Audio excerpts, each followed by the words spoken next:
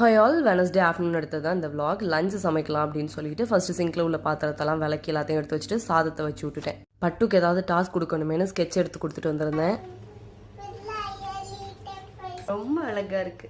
பட்டு கொடுக்குற கலர் காம்பினேஷன்ஸை பார்த்தா செம்ம ஆச்சரியமாக இருக்கும். அவ்வளோ க்ரியேட்டிவாக கொடுக்கும். இந்த வயசுலலாம் நான் என்ன பண்ணிக்கிட்டு இருந்தேன்னா பாப்பாத்தியை பிடிச்சி கயரில் கட்டி சாகடிச்சு இந்த மாதிரி விளையாண்டுக்கிட்டு இருந்தேன். இப்போ உள்ள கிட்ஸ் எல்லாம் செம்ம அட்வான்ஸ்டாக இருக்காங்க. சரி, இப்போ வந்துட்டு க்ளீன் பண்ணி எடுத்து வச்ச ப்ரான் மீன் அதெல்லாம் வந்துட்டு மேரினேட் பண்ணி வச்சுட்டேன். 65க்கும் அதுக்கப்புறம் ஃபிஷ் ஃப்ரைக்கும். ப்ரான் வந்துட்டு நான் பிரியாணி அப்படி இல்லைனா கிரேவி தான் வச்சிருக்கேன். இந்த டைம் வந்துட்டு 65 பண்ணிடலான்ட்டு அதுக்கு மேரினேட் பண்ணி வச்சிருந்தேன்.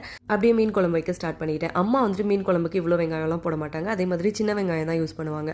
மீன் குழம்புக்கு கம்மியாக தான் வெங்காயம் போடணும்னு சொல்லுவாங்க. நான் இங்கே வந்ததுலேருந்து பெரிய வெங்காயம் தானே நிறைய போட்டு தான் நான் குழம்பு வைக்கிறேன். பெரிய வெங்காயம் தான் கொஞ்சம் உரிக்க நரிக்கலாம் ஈஸியாக இருக்கா. சின்ன வெங்காயம் ஊரில் இருக்க வர உட்காந்து உரிச்சு நறுக்குவேன். இங்கே வந்ததுலேருந்து வாங்கிட்டு வரேன். பட் அது வந்துட்டு யூஸே பண்ண மாட்டேன். சாப்பிட்றப்ப எல்லாத்தையுமே சூடாக பொரிச்சு எடுத்துக்கிட்டேன். அன்னைக்கு நம்ம வீட்டில் மீன் குழம்பு, மீன் வறுவல், ப்ரான் 65, முட்டைகோஸ் கூட்டு இதோட கடை சாத்திக்கிறேன். நாளைக்கு பார்க்கலாம். டடா.